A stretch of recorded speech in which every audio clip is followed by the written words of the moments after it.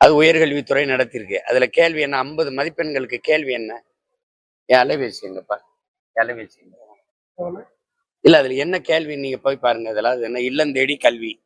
இதை பற்றி நீ ஒரு இதை எழுது. உன் கருத்து என்ன? நான் முதல்வன் திட்டம், அதை பற்றி கருத்து என்ன? எப்படி கலைஞரின் உதவித்தொகை, அதை பற்றி உன் கருத்து என்ன?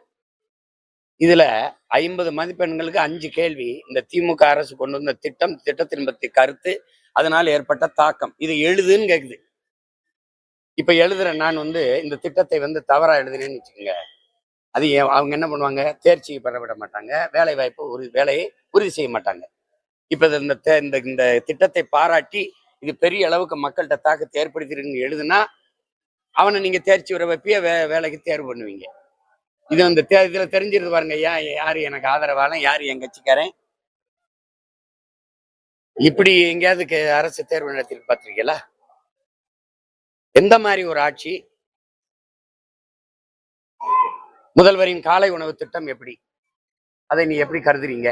அது எந்த அளவுக்கு தாக்கத்தை ஏற்படுத்தியிருக்கு? இப்ப நான் தாக்கத்தை ஏற்படுத்தல, அது சரியில்லைன்னா நீங்க என்னைய தேர்ச்சி வர வைக்க மாட்டீங்க, வேலைக்கு தேர்வும் பண்ண மாட்டீங்க. எப்படிப்பட்ட இது பாருங்க. இப்போ சிறப்பான திட்டம், அது ரொம்ப பயனளிக்குது அப்படின்னு எழுதுனா என்னை தேர்ச்சி வர வச்சு என்னை வேலைக்கு எடுப்பீங்க. அப்ப அது எழுதுறவங்களுக்கு தெரியும், எவன் என் கட்சிக்காரன், எவன் எனக்கு ஆதரவாளன், எவனை வேலைக்கு எடுக்கணும்ட்டு.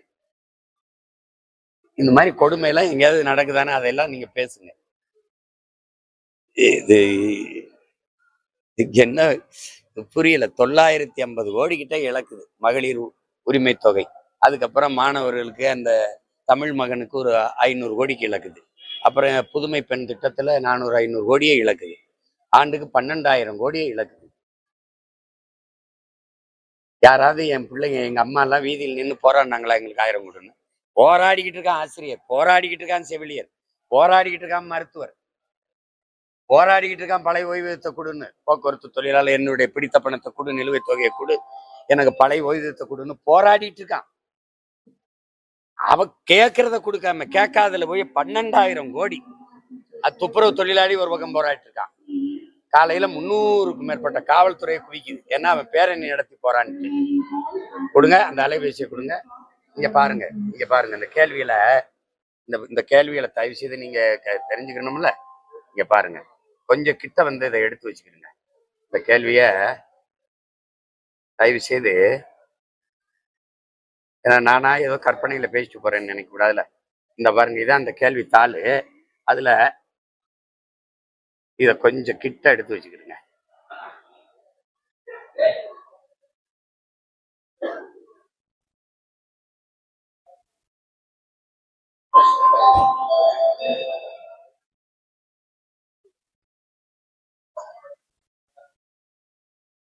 பாருங்க, இந்த கேள்வி பாருங்க. இல்லம் தேடி கல்வி 10 மதிப்பெண்கள். இதுக்கு என்ன சொல்லியிருக்கு?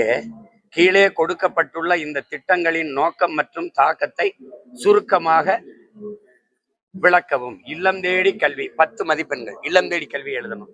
அப்புறம் நான் முதல்வன் திட்டம், முதலமைச்சரின் காலை உணவு திட்டம், அப்புறம் கலைஞர் மகளிர் உரிமை திட்டம், அப்புறம் முதல்வரின் காக்கும் கரங்கள். இதுக்கு 50 மதிப்பெண்கள். எவ்வளவு அறிவுபூர்வமான கேள்வி உதவி ஆசிரியர்களுக்கு பாத்துக்கிறீங்க. இதை ஆங்கிலத்துல கேட்டிருக்கு. ஆங்கிலம் எப்படி எழுதப்பட்டிருக்குன்னு மட்டும் பாரு ஐயா. திராவிடம் தமிழ் வழக்கு பங்க பாருங்க. இல்லம் தேடி கல்வி தமிழ் உச்சரிப்புங்க, ஆங்கில எழுத்துங்க. அடுத்தது பாருங்க, நான் முதல்வன் திட்டம், நான் முதல்வன் ஸ்கீம். அது நான் முதல்வன், நான் NAN. இதெல்லாம் தமிழ் வளர்க்குறாங்கய்யா. அறிவை வளர்த்த ஆசிரியர் உதவி பேராசிரியர்களுக்கு கேட்கப்பட்ட கேள்விங்க.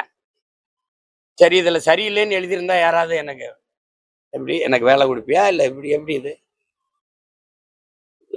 காலையில இருந்தே ஒரே இதா இருக்கு, கொதிநிலையிலே இருக்கு.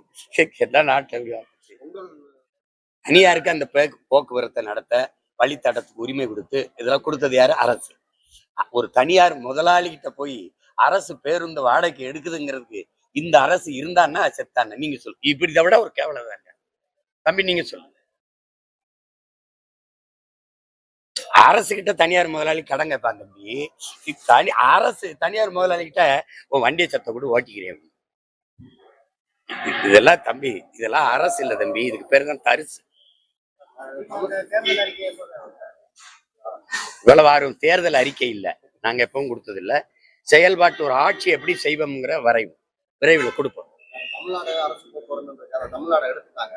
இந்த விஷயங்களை வந்து திமுக வந்து துரோகி, தமிழுக்கு வந்து விரோதிகளா அல்லது ஆதரவாளர்களா, இந்த விஷயத்துல நண்பர் சீமா சொல்ற கருத்து நான் ஏத்துக்கிறேன். இப்ப நீங்க தமிழ்நாடு போக்குவரத்துல மட்டும் நீங்க இல்ல, ஐயா கருணாநிதி அவர்கள் சேரர் சோழ பாண்டியன் போக்குவரத்து இருந்துச்சு, கப்பலோட்டிய தமிழன் இந்த இதெல்லாம் இருந்துச்சு, அதெல்லாம் தூக்கிட்டு இப்ப இவர் வந்து தமிழ்நாடு அரசு அதை தூக்கிட்டாரு. இவர் வந்து மொத்தமாவே தமிழ்நாட்டையே தூக்கிட்டாரு அரசு அரசுன்னு.